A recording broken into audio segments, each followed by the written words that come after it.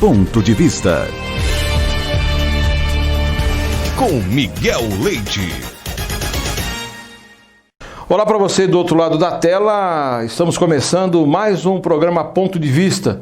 Hoje, sexta-feira, dia 30 de outubro de 2020. E a gente conta hoje com a presença do secretário de Governo da Prefeitura de Itaquaquecetuba, o jornalista Juscelio Salvador, com quem eu tenho a honra de cumprimentá-lo. Tudo bem, Juscelio? Muito obrigado pela sua presença aqui. Obrigado, Miguel, pelo convite. Obrigado pela participação, de dar a oportunidade de participar do programa. Quero também aqui agradecer ao Miguelzinho também. Obrigado, Miguelzinho, aí também que está aqui. E agradecer aí a participação dos internautas.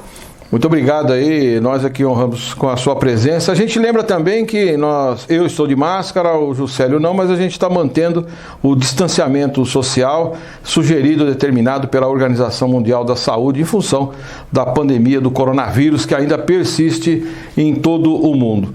Juscelio, a gente pode começar, eu gostaria de começar lhe perguntando como é que você analisa a área da comunicação nessas eleições. Como é que os candidatos estão trabalhando, se portando ou se importando também com relação ao trabalho dos jornalistas nessa campanha eleitoral municipal? Miguel, o que eu tenho visto na região é uma questão de comunicação, é o seguinte, chegamos num ponto muito complicado, é uma linha muito tênue o que está acontecendo. Alguns candidatos, eles têm bons profissionais, outros têm aqueles profissionais que acham que sabem fazer comunicação. E esse é o problema, aí que está o problema na hora de você passar a informação para o eleitor. Quando você vai passar uma informação para o eleitor e você não tem a técnica correta, você não sabe o que você está fazendo, você termina atrapalhando. Atrapalhando não só a disputa eleitoral, mas atrapalhando o seu próprio candidato, né? E a gente vê um amadorismo muito grande em algumas campanhas, né? Posso até falar para você que algumas campanhas acham, falando abertamente, acham que o povo é bobo. Né? O povo não... a gente vê candidatos aí prometendo coisas absurdas, através do seu material muito ruim, de pouca qualidade. A gente vê coisa boa também, né? Mas quando a coisa é boa, você está vendo que é feita por bons profissionais que foram contratados e não por pessoas que hoje acham que são comunicadores, né?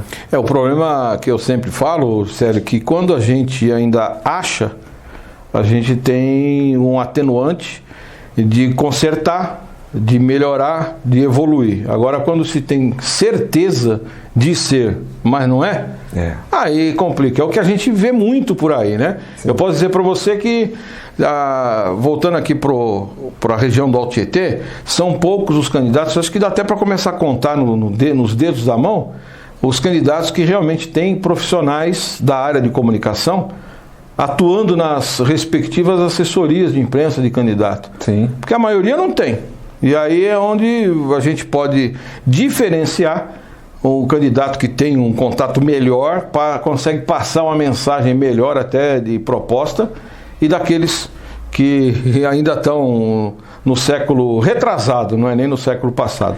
E a gente vê assim, Miguel, como a gente trabalha com duas pontas, né? Que é a ponta de saída de informação, que é a assessoria de imprensa da prefeitura, Sim. E a ponta da entrada da informação, que são as redações.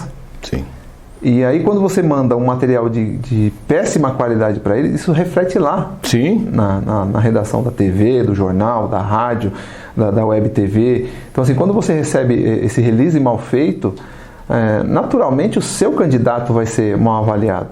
Porque colocou uma pessoa que não tem a qualificação necessária para se escrever um mínimo de um texto. Então a gente tem visto muito isso. E isso aí passa a se refletir no material de campanha. Muito material de campanha mal escrito, mal feito. Alguns candidatos também não ajudam. Né? Isso é o pior. Eu costumo dizer que quando você não tem um candidato que tem dinheiro e nem o candidato é bonito, você tem que ter organização. No mínimo. No mínimo organização. Até porque quando o candidato ou a candidata é bonita e não feia, tem que ter organização também, Sim. Mesmo se tiver todas essas qualidades, que é claro que a gente fala aí de beleza no sentido figurado. Sim, porque tudo que é mais bonito é mais fácil de se vender, né? É quando a gente fala assim, porque, por exemplo, quando o cara tem dinheiro, ele tem dinheiro para bancar um material mais bonito, mais vistoso, de qualidade. Sim. Quando o candidato ele é mais bonito, mais bem afeiçoado, ele consegue atrair Sim. mais votos, e isso dá voto, você ter uma boa aparência. A gente pode lembrar do Fernando Collor de Mello, que foi uma febre, porque era o cara... A época, né? A época, atlético, bem afeiçoado, né?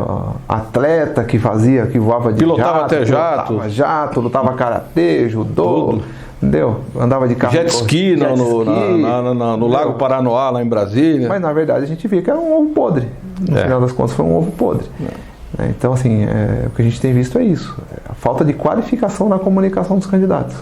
E dentro dessa visão, Juscelio, uma outra situação que eu posso colocar aqui na pauta é as assessorias de imprensa do Poder Executivo e Legislativo, que quando chega nesse período eleitoral, fica fácil, né? Só tirar todas as notícias, parar as notícias nos sites, né? E ingesta. Mas existem notícias que têm que ser comunicadas para a população e muitas assessorias não têm esse conhecimento técnico de gestão para não infringir a legislação eleitoral. Então, praticamente se para com medo. O gestor até fala, não, para tudo, não manda mais nada, senão, principalmente o gestor que pleiteia a reeleição, né? Sim. Tem que tomar todo o cuidado, né? Esse ano a lei eleitoral diz que você só pode publicar algo se tiver alguma relação com o Covid, né? Relacionado ao Covid. Mas não é só isso. Não. Você pode dar diversas informações, você não pode deixar o cidadão sem uma informação básica. Você não pode deixar um cidadão sem um mínimo, dizer, por exemplo, que a prefeitura vai estar fechada tal dia por conta de um ponto facultativo. Exato. Entendeu? Senão o cidadão chega lá no outro dia, bate com a cara na porta da prefeitura e isso vai dar um problema. Eu acho assim, aí é uma questão de ter um pouco de conhecimento da legislação eleitoral, do que ela fala. Não é que está tudo proibido. Entendeu? Existem ferramentas e formas de você estar divulgando o seu trabalho. Dele como candidato está se divulgando. Na própria página dele, né? na página dos seus aliados, do próprio partido. Então, a criação de material ela é vasta. Então, agora eu vou fazer uma pergunta para você. Aliás, eu vou fazer várias, né? Mas agora eu vou fazer uma com relação às redes sociais para os atuais candidatos. Como é que ele tem que trabalhar? Mas eu peço para você responder no próximo bloco. Eu sou Roberto Calil, médico, e tenho um recado para você. A saúde é o nosso bem mais precioso e a democracia vem logo em seguida. Neste ano, teremos eleições para prefeito e vereador. Sua missão é votar com segurança. O primeiro turno será no dia 15 de novembro e o segundo turno no dia 29 de novembro. Você pode votar das 7 da manhã às 5 da tarde. Deixe o período das 7 às 10 para as pessoas com mais de 60 anos. Confirme seu local de votação e leve anotados os números dos candidatos. Use a máscara o tempo todo e leve sua caneta. Na sessão, limpe as mãos com álcool em gel e evite o contato físico. Se estiver com febre no dia ou tiver tido Covid nos 14 dias antes da eleição, fique em casa. A Justiça Eleitoral adotou todos os cuidados possíveis. Faça a sua parte.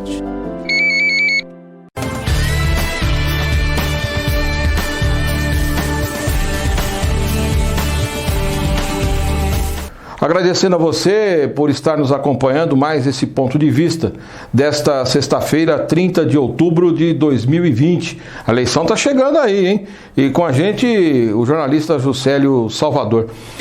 Juscelio, no bloco anterior deixei uma pergunta no ar com relação às redes sociais e o que os candidatos, tanto a prefeito e também a vereador, como é que eles têm que utilizar isso? Se você está, pelo que você já tem observado, estão utilizando bem ou estão patinando bastante nessa questão? Miguel, muitos candidatos têm utilizado de uma forma bacana, né? Seguindo a legislação corretamente, produzindo um material bonito, vistoso, mas aí a qualidade do que é passado, o conteúdo da informação é que está sendo complicado. O que eu tenho visto em algumas cidades aqui da região, o total desconhecimento por parte dos candidatos, de alguns candidatos, sobre a estrutura do município, sobre como funciona uma licitação, sobre como está a saúde financeira da cidade, como que a cidade está em relação à educação, a finanças, a saúde, a cultura, esporte. Não, o cara simplesmente está prometendo lá que vai colocar lá vigilância 24 horas na escola, mas não sabe se a cidade tem condições financeiras de ter uma vigilância. O cara está falando transformar postos de saúde 24 horas de funcionamento 24, lá no bairro tal, no bairro tal. Não sabe, isso gera um custo. E o cara não sabe. E aí vira um engodo. O cara fala, não, vou construir mais unidades de saúde. Se o município não está dando conta de fazer funcionar o que tem, como é que ele vai construir mais unidades de saúde? Então, assim, e aí depois, isso lá no futuro, a gente tem que pensar assim, quem trabalha em comunicação, como nós já estamos há muito tempo na estrada, Miguel, a gente sabe que algumas decisões que você toma agora, a conta vem depois. Vem depois, sabe por quê? Porque o eleitor vai virar na sua cara daqui 4 anos e vai falar, por que você não fez? Cadê o hospital que você prometeu que ia fazer? Cadê o posto de saúde 24 horas que você falou? Cadê a segurança na escola 24 horas? Isso vai justificar, não deu para fazer porque a cidade não tinha orçamento. Mas espera aí. Você tem que saber isso antes de começar. Você tem que começar o processo eleitoral sabendo de tudo do seu município. Entendeu? Em alguns casos você tem que morar no seu município, né? Principalmente, que é para você vivenciar todas as dificuldades que o município possui como um morador da cidade.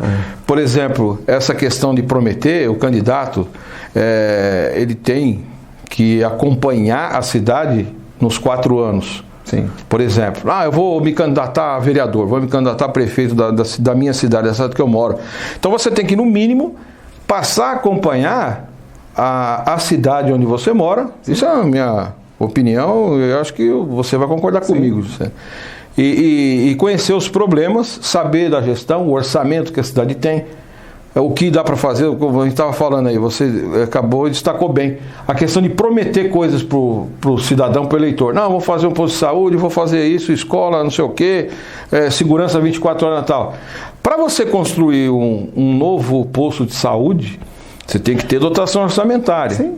E outra coisa, se você vai construir um posto de saúde, você vai ter que ter gente para trabalhar no posto de saúde. E para ter gente para trabalhar no posto de saúde, ou você vai ter que abrir concurso público para poder contratar essas pessoas, para você poder designar para trabalhar lá. Isso é para a escola, isso é para todos os prédios públicos que você vai colocar em funcionamento. Senão, o que acontece? Você constrói lá, tem a dotação orçamentária, constrói lá o posto de saúde, a escola, e o prédio vai ficar lá parado, abandonado e vai se degradar. Por não ter funcionário para colocar para trabalhar. Cidades aqui da região em que a folha de pagamento já está estourada. Sim, ultrapassa até a lei de responsabilidade fiscal. Cidades com folha de pagamento arrebentada já. E aí como é que você vai trazer mais gente? Vai contratar mais gente? Quer dizer, os políticos, boa parte do que eu tenho visto, eles não estão preocupados em fazer funcionar o que já tem. Não. Entendeu? Talvez até por um milímetro, foi o outro que deixou, não vou... Isso tem que acabar, né? Isso tem que acabar. Essa vaidade... Essa vaidade tem que acabar. Entendeu? Eu vejo, por exemplo, um desenvolvimento em cidades como Mogi, por exemplo, que uma continuidade de trabalho. De gestão. Por que a cidade foi para frente? Porque se seguiu, né, os trabalhos.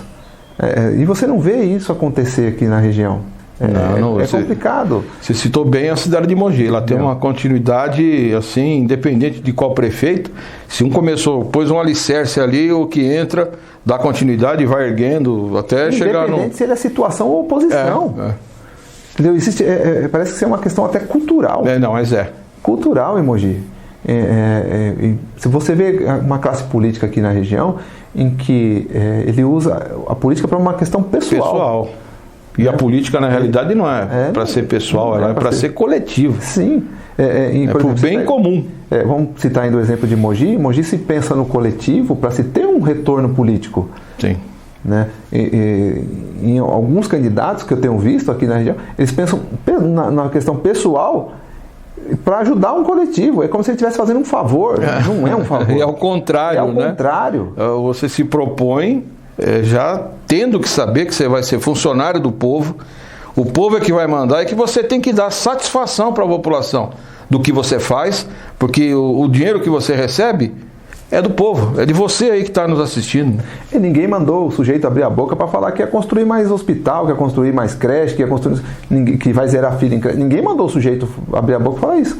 Então, quando o cidadão vai cobrar ele, vai cobrar só o que ele falou, o que saiu da boca dele, o que foi distribuído num material dele. Ah, não foi a equipe dele que fez? Não cola. Agora, uma coisa que a população tem que se acostumar a fazer é que quando chegar um candidato, seja ele a vereador, prefeito, governador, senador, deputado federal e estadual, e prometer alguma coisa, perguntar para ele: legal, ótima essa sua ideia, mas como é que você vai fazer isso? Você vai arrumar dinheiro aonde? Exato. Vai arrumar dinheiro aonde? Você sabe que a cidade está endividada? Está endividada em quanto? Entendeu? Porque senão o cara vai passar um ano inteiro, Miguel, falando que a culpa é da gestão anterior. Tudo é do anterior. Tudo é do outro, tudo é do outro. Aí não consegue. Nesse ano eu não fiz nada porque foi culpa do outro. Bom, mas você já sabia. Vai dizer que você não sabia da situação do município era assim. Porque você não vê candidato, por exemplo, ao cargo de executivo, a prefeito, raras algumas exceções, pediu o voto e falou: é o seguinte, se eu for eleito nesse primeiro ano meu, eu não vou conseguir fazer absolutamente quase nada do que eu estou prometendo. Por quê? Porque eu vou trabalhar com o orçamento da gestão anterior. Sim. Eu só vou conseguir iniciar um trabalho no segundo ano de mandato, que é ele que vai criar o orçamento do próximo ano. Só que aí eles não falam com medo de perder voto. E aí assim, você já vai trabalhar com o orçamento enforcado. Entendeu? Porque o orçamento já vem aí para você gastar 70% com folha de pagamento. Fora os fornecedores. Fora fornecedor, fora educação que é obrigatório, tem uma verba, porcentagem obrigatória, fora na saúde também tem uma porcentagem obrigatória. Que é mínimo 15% na saúde, e a educação no mínimo 25%. Aí o cara tem que cumprir a lei de responsabilidade, para investimento mesmo sobra quase nada. Arrecadação, que é de IPTU, nunca atinge, eu ia falar, nunca atinge 100%, claro que não. Sempre aí, no máximo 40% dos imóveis, 40%, 50%, o resto é tudo inadimplente. Você pegar Itaquá, por exemplo, quase 50% não paga IPTU por conta que não tem a regularização. Essas pessoas não foram regularizadas. E dos 50% que paga, você ainda tem uma inadimplência de 60%. Então. Aí você sobra, lá sobra um terço da cidade que paga o IPTU. E aí como é que você sustenta uma cidade com 400 mil habitantes, 450 mil habitantes? E que não para de crescer. Que não para de crescer, que é uma cidade que faz divisa com São Paulo, com Mogi, com Poá, com Ferraz, com Suzano. É complicado. É complicado esse tipo de coisa. E aí você vê candidatos prometendo coisas absurdas. Entendeu? Que você olha e fala, esse cara não vai cumprir isso. Ele vai ser uma enganação para o povo. É isso aí. Juscelio, a gente está encerrando esse segundo bloco e já vou deixar outra pergunta no ar para você com relação com o que você entende de um político que não tem conhecimento de gestão pública e se mete a ser candidato a prefeito. A gente volta já com esse assunto para você aí. Já imaginou acordar de manhã e dar de cara com a mulher que vai transformar a cidade? No meio do trabalho, ver o cara que vai revolucionar a urbanização local. Ou se deparar com a pessoa que vai mudar a história da saúde no município. Pois chega de imaginar e bora agir. Este é o nosso momento. É a hora da gente, que é jovem, colocar as ideias e a coragem para jogo e mudar o país. Vamos nessa? Eleições 2020. Nunca é cedo para fazer a diferença.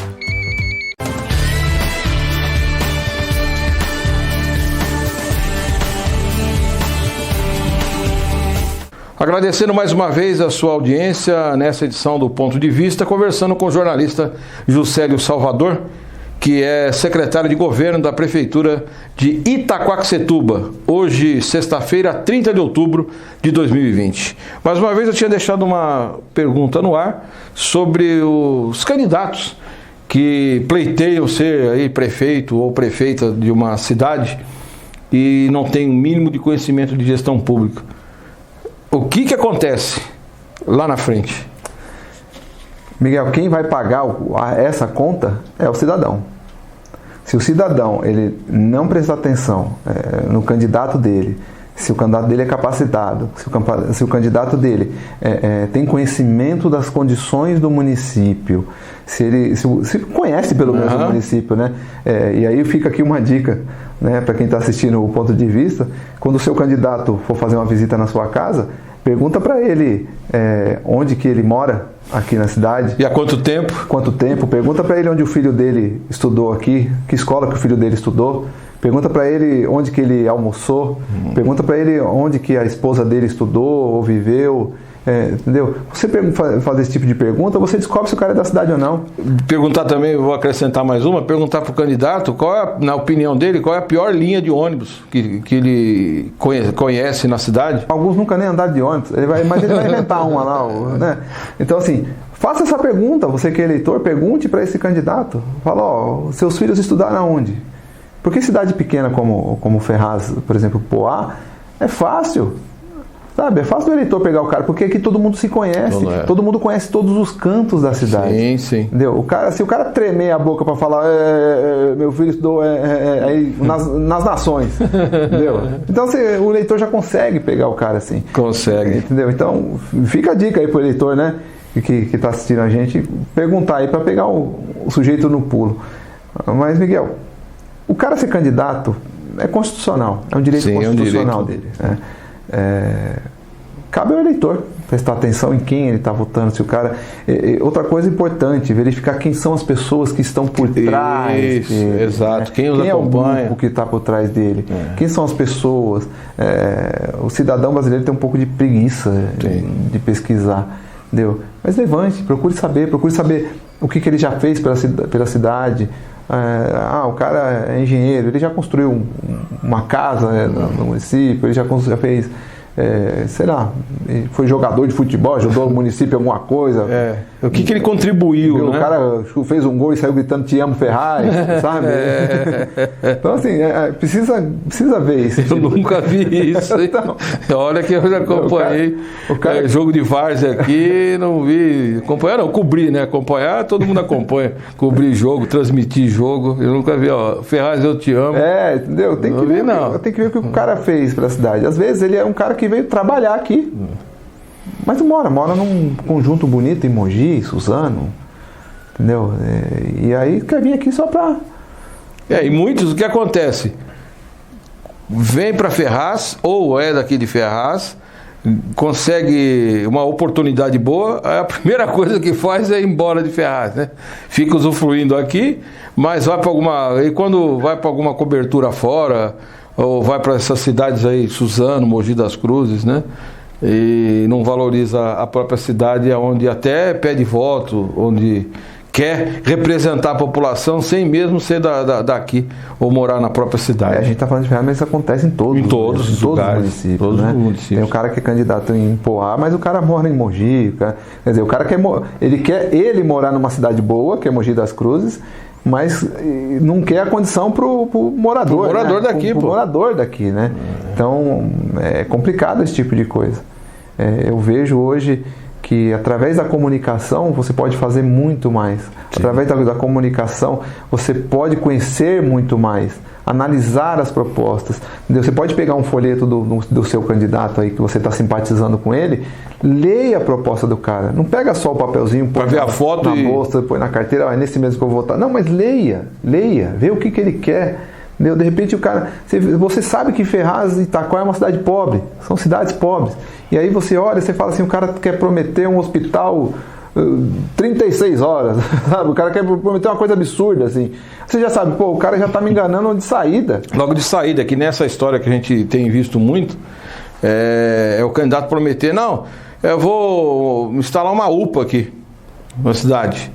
A UPA, Unidade de Pronto Atendimento, existe, se não aumentou, mas eu acho que são 3 modelos, né, de UPA que o governo federal tem. Só que lá em 2016, 15, 14, aquela mais simples, O município tinha que ter, todo mês, no mínimo 500 mil reais para manter uma UPA funcionando.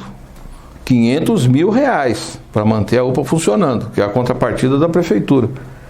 Aí tem candidato que sai, não, vou lutar para pôr a UPA, tal, sem saber se o município não aguenta. Tem esse dinheiro para poder fazer funcionar constantemente e com qualidade. Não adianta pôr lá escrito lá de fora a UPA, a pessoa vai lá, não tem médico, tem enfermeiro, não tem remédio, não tem coisa nenhuma, como acontece. Posso falar para Itaquá, a UPA lá em Itaquá custa em torno de 1 a 1,5 milhão por mês. Então. E lá em Itaquá nós temos o Centro de Saúde 24 horas, que é um outro ponto de atendimento 24 horas no centro da cidade, que também vai 1 milhão por mês. Então... Entendeu? E aí você vê candidato prometendo que quer uma outra UPA. Outra UPA, tem que falar, quando prometer uma outra UPA, tem que falar UPA. Opa! Opa, peraí. Dinheiro aonde, vamos arrumar o dinheiro para mais uma. Mas e aí fica a questão, então ninguém faz nada porque não tem dinheiro. Não é assim. Você tem que ter um planejamento. E aí é onde você vai sentar com a sua equipe, você vai analisar que pontos você vai fazer os cortes, o que você vai analisar, rever contrato, rever aluguel. Ir atrás de recursos.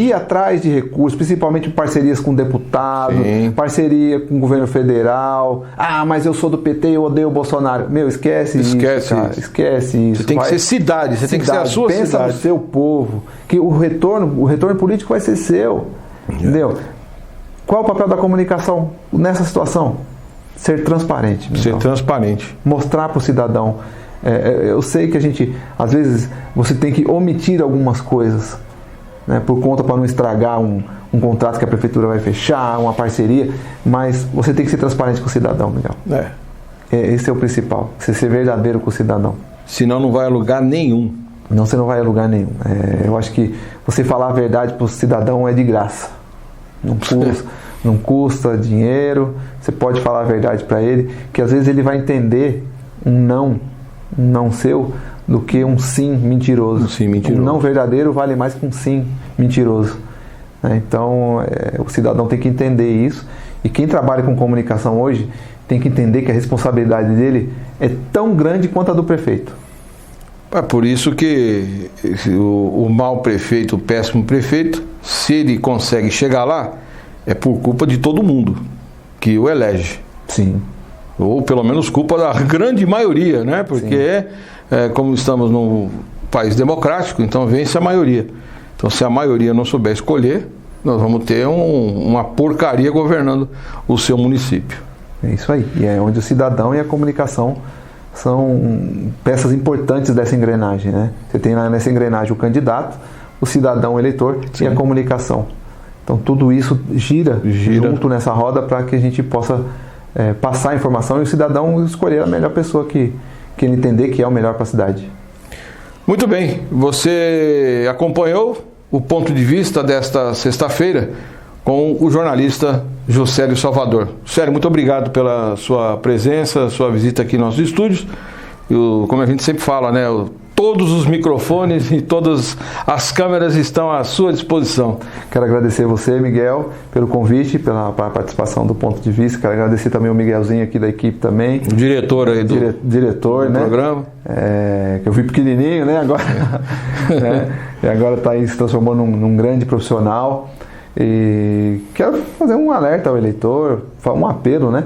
Que vote consciente, que vote certo, que veja o melhor para sua cidade, que use aquelas dicas que nós demos aqui, né, Miguel? Pergunta pro cara onde que ele vai arrumar dinheiro, onde que ele morou na cidade, qual é a pior linha de ônibus que ele já andou aqui, ou que anda ainda. Como é que eu faço para chegar em tal bairro? Né? Então, pergunta aí que você vai pegar o cara pelo pé e você vai poder escolher o melhor candidato.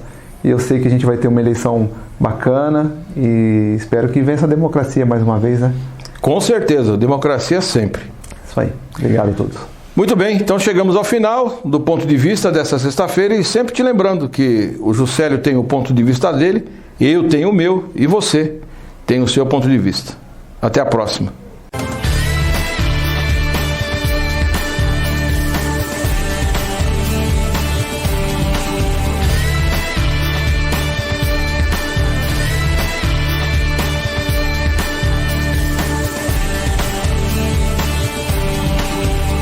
ponto de vista. Com Miguel Leite.